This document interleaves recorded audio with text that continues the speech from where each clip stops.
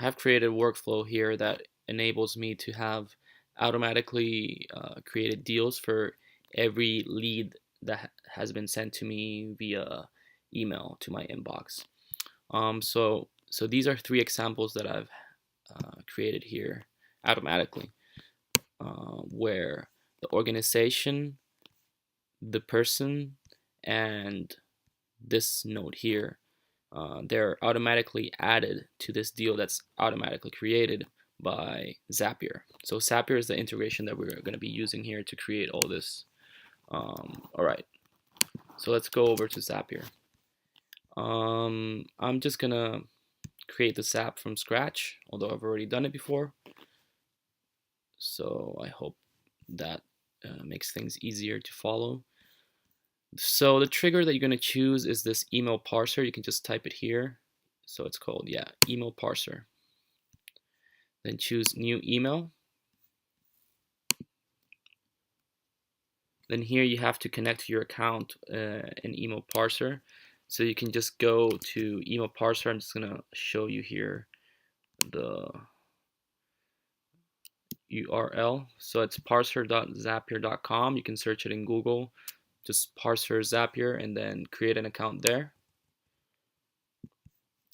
Alright, I already created my account, so I'm just gonna go ahead and go there.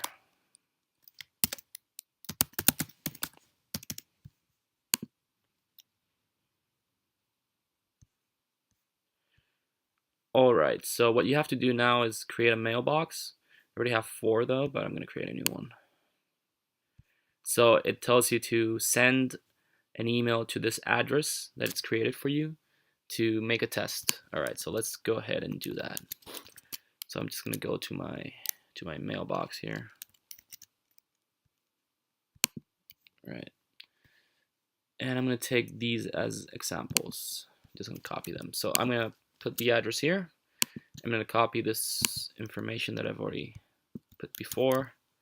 So this is gonna be the subject, and this is gonna be the. So let's say that the lead generator is always gonna be sending emails like this, but with new contacts, like new contact name. So let's just put a totally new one. So let's put Pedro. So just like that. Carrero Corp. And let's give this €2,000 deal value. And let's just edit this a little bit like that. Alright, so let's send this email. And let's go back to this parser. Alright, so it has received the email. You can slightly change this address here, but it tells you to provide like a random combination of letters. So even if you put something a bit more normal, it's going to tell you like, no, it has to be random. All right, initial template. Highlight the text that you would like extracted and give it a name. So here's where we have to highlight what we want to extract from this email. So let's call this contact person and save. Let's call this organization and save. Let's call this deal value and save. All right, so let's leave it like that. Save address and template. All right. So now that we're there, let's try to remember it's fall 269, and let's go over to Zapier. All right. So select email parser. That's which one was it? Oh, okay, it has to be this one. Save and continue.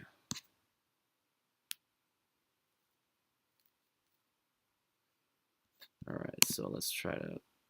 All right, fall 269. There it is. Continue. Fetch and continue. Let's view the email to see if that's the one. So this is the one that we created in Zapier parser. So contact person, organization, and deal value, just like that. And this is the information, the output. Carrero Corp, 2000, and Pedro Carrero. We're going to use these 3.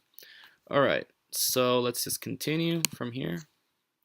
And the next step is the action. Let's choose Pipedrive and create a deal. Continue. Now we have to choose which Pipedrive account.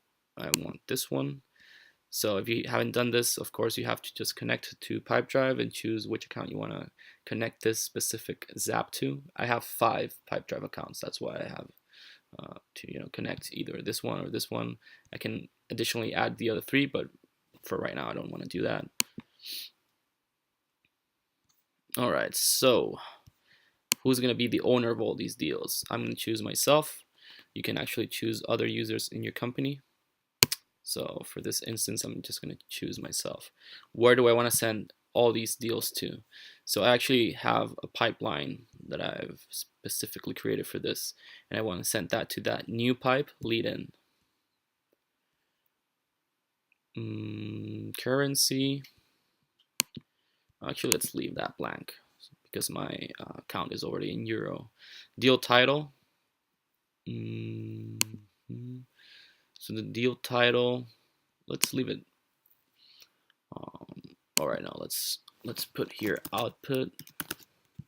So it searches for those outputs created by the parser. And let's put the contact person output. So if you select this, it's gonna pull out all the information given by the trigger. So let's do another one here in organization. So this is the organization that's going to be connected to that deal. Let's click here and search for output. So let's choose parse output organization. So person name, once again, the person that's going to be connected to that deal. Let's type in output and let's put contact person.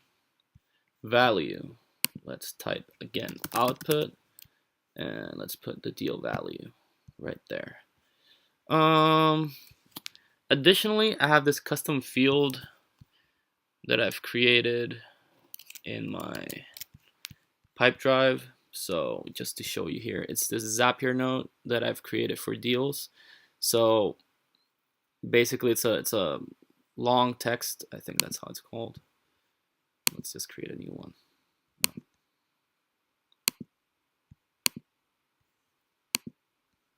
So text, yeah, long text. So I could just put a long note there. That's basically what I did. So that way I can include that like body, the whole body in the long note.